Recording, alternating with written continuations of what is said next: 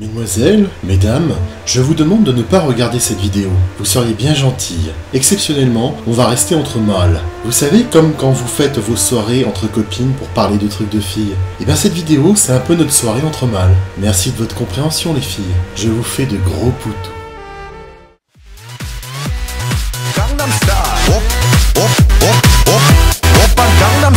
Salut les canailloux! Aujourd'hui on fait dans le racolage, dans le putaclic et dans les nichons parce que c'est Noël et que c'est l'époque du chapeau. On déguste de la dinde et je m'en fous de choquer, j'ai l'habitude. Bon, et je m'en bats les couilles parce que c'est Noël et parce qu'on a le droit d'avoir notre petite récréation. Allez, top jingle les garçons! Vas-y, tu peux y aller, tu peux me percuter le charbon.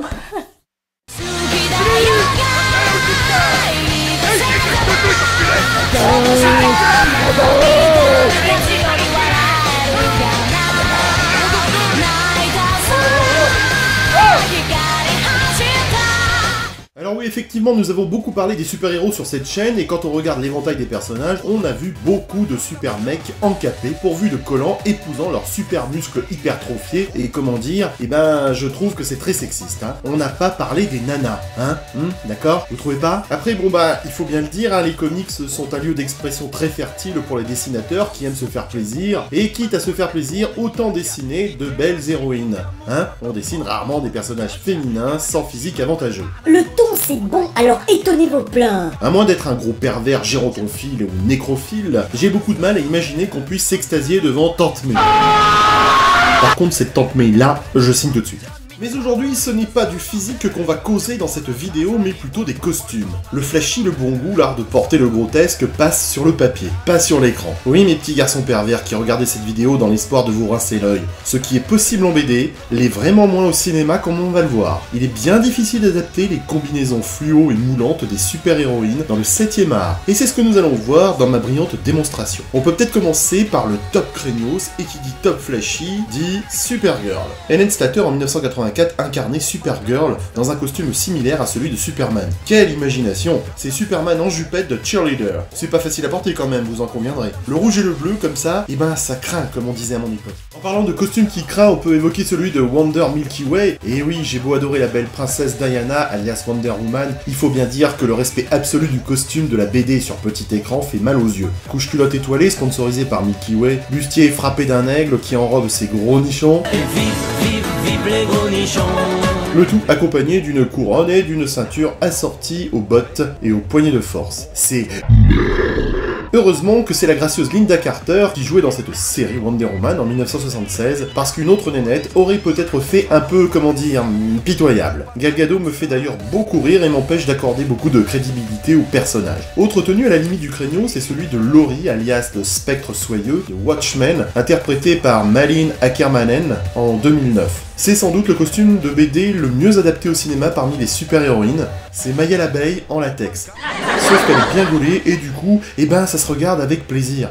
Tu veux dire que son personnage est crédible? Oui, c'est ça, on va dire que c'est crédible quand c'est bien moulant. On continue dans le pas terrible bof-bof avec Catwoman, et en particulier le costume porté par Lee Meriwether, pas facile à dire, en 1966. Bon, ça fait plus soirée Halloween ou soirée très spéciale que super-héroïne crédible. Et pourquoi tu dis ça? Les paillettes sur le costume, mais il y a pire. Batgirl, interprétée par Yvonne Kreidance dans Batman en 1966, j'imagine que ça peut le faire pour aller en boîte dans les années 60, mais là, comme ça ne flatte pas vraiment la rétine. Comme pour la Catwoman de Lee Meriwether, ce costume de Batgirl fait partie de la génération combinaison en lurex irisé. Waouh, ça fait mal aux yeux. On peut aussi pleurer sur la Batgirl interprétée par Alicia Silverstone dans ce non-film appelé Batman et Robin en 1997. Fait dans la nénette bodybuildée, adepte des soirées sadomasochistes.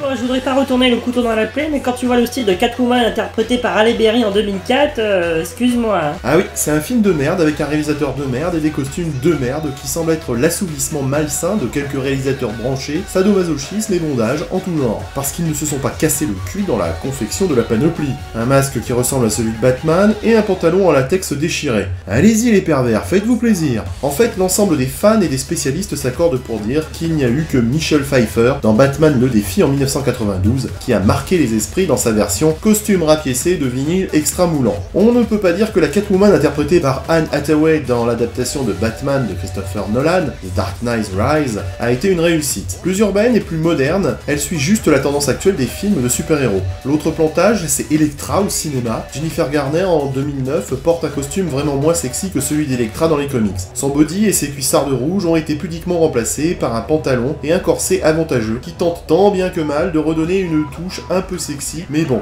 on est loin de la BD. Ils ont quand même eu la bonne idée de garder les bandages, mais bon, costume sexy ou pas, le film est une grosse déception pour de nombreux fans. C'est pareil avec Emma Frost qui en BD est vraiment sexy.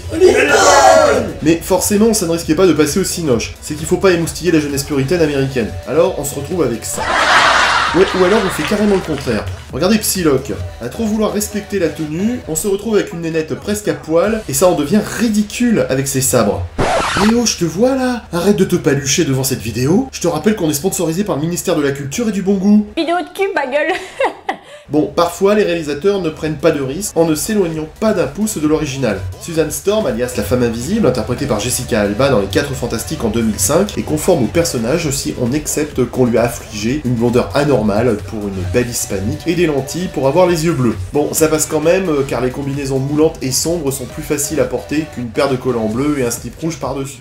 Non mais vous imaginez Famke Janssen dans le rôle du Phénix habillé en combinaison verte et jaune, cela aura été quelque peu pas concluant. Ils ont quand même essayé de respecter les couleurs lorsque son côté sombre se réveille puisqu'elle porte un costume grenat pour rappeler sa combinaison rouge de super vilaine dans la bande dessinée. C'est pareil avec la sorcière rouge, personne n'a pris le risque de la faire apparaître sur écran comme dans la BD. On lui a juste trouvé des fringues rouges. La tendance est au latex sombre. Si Tornade des X-Men a gardé la cape de la BD, Halle Berry n'a pas eu la chance d'enfiler une paire de cuissards en vinyle et un body méga moulant comme la jolie Ororo dans la BD. Je peux dire quelque chose? Non.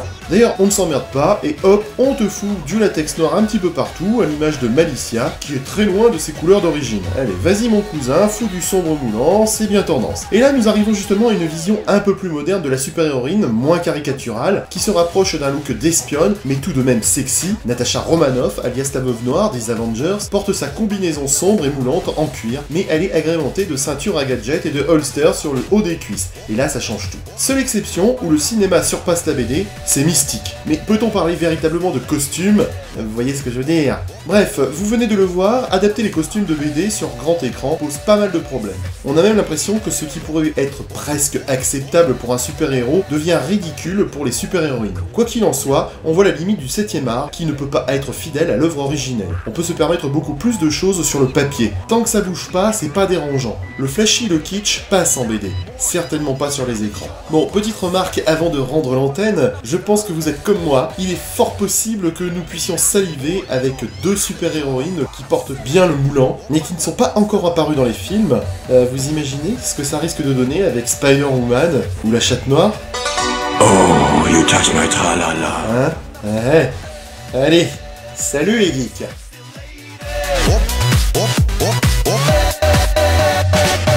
Open Gangnam Style.